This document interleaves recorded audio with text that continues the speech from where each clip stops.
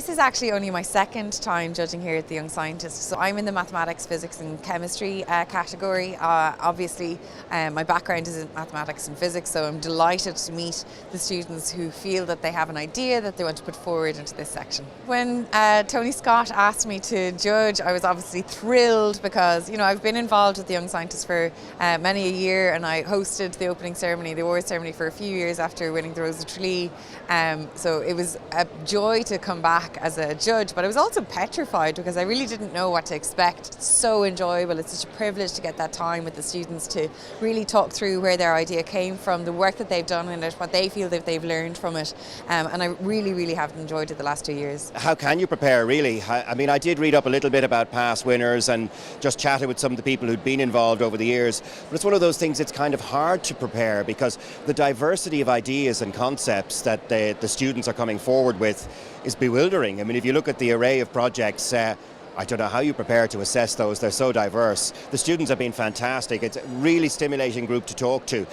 Now, I know that the ones who've got this far are already, you know, demonstrated themselves to be high ability. So this is a very elite group that I'm talking to, but they've been fantastic, and the range of ideas, and in some cases, the intellect of the kids that you're talking to is absolutely formidable, and their ability and grasp of concepts and the imagination, the range of stuff that they're coming up with, it's just fantastic. So it's one of the most enjoyable things that you could do. I'm a new judge, so I'm learning as I go along, but there are 85 of us on the judging panel, and we're judging the students in 4 broad categories. So in each given session, I'm getting maybe 7 or 8 projects to visit. So I go along to those projects, talk to the students, get them to explain their concepts and their work to me, look at their project book and their workbook, and then make an honest effort to score them on a 1 to 10 scale under 4 headings, and try and give some honest feedback. And then every individual project gets visited at least 3 times, and then we go back into the judges' room to thrash it out and argue it out, in some cases very passionately,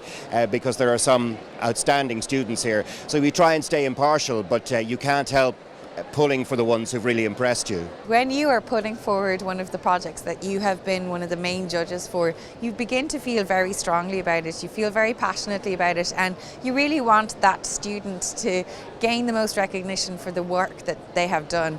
And if it's been chosen by the group, it means that it's a really good project. So when we get to that part of the process with all of the different categories, it's something that is it can be quite heated because everybody, you know, feels so strongly about their project. But of course, it's a very qualified team of academics, professionals that are here, and it always is just a robust debate to really pick out the top person or team who should be the BT Young Scientist and Technology winners of that year. I will admit that in some stages when you're talking to some students of strong academic ability, I'm rather floundering, but at least I think I'm getting the concepts, and I think a lot of the young people that I've been talking to have been really good communicators. So even if they're talking about, you know, the statistics and data analysis of a project, which is well beyond my maths ability, they've been really good at simplifying and explaining their concepts to ordinary Joe Soaps like myself.